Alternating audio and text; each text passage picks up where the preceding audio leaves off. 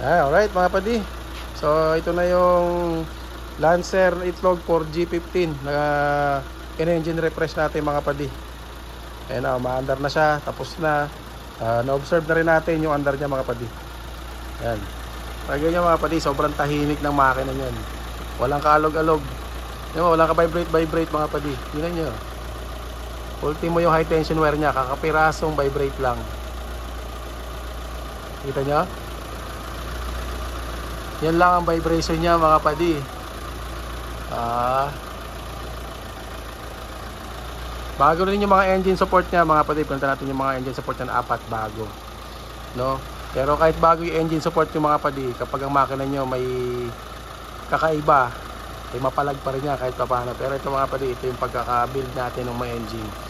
Sobrang tahimik. Pag nakasara yung hood, hindi mo malaman kung umaandar o hindi. Ayan mga padi, kailangan vibrate niya mga padi. Tahimik na tahimik.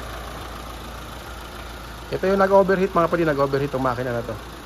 Kaya in-overhaul natin mga padi. Sabi, tahimik. Ayan o.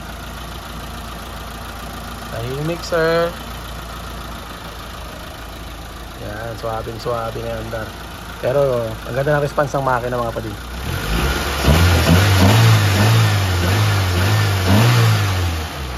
Lalay lang tayo sa pag-revolusyon, no? Kasi bagong buo pa yung padi, nagpapalapat pa tayo ng mga internal parts niyan. Ano na yung piston ring natin mga padi. Pero sobrang tahimik niya mga padi. Yan o. Kahit dito ka pumunta ka sa likod mga padi. Naka-stock pipe yan, naka-stock pipe. Yan yun, wala na magtubig. Alright. Yan may tambutso mga padi. Pakinggan nyo. Parang hindi umaandar yan sir. Grabe. Tahimik na tahimik mga padi. Yan, pag nakatayo ka sa likod, hindi mo akalain umaandar eh. Yan, pag hinawakan mo mga padi. Yan. Suabe. Smooth na smooth mga padi. Yan, pwede na to. Pwede na tong i-release kila bossing.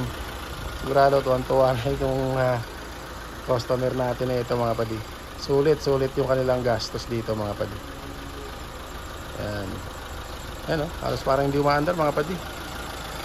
Tahimik lang yan. Yan, alright mga padi. So yan, sabi nung mayari, Monday nyo na lang kukuhanin kasi medyo busy at wala nga di makakapunta para makuha itong unit. So yan, Monday na ito makukuha nila bossing. Okay, so far so good. Wala na tayo nakitang tumulong tubig, walang engine oil leak, hindi nag-overheat, no? All goods mga padi. Alright, salamat mga padi sa tiwala po.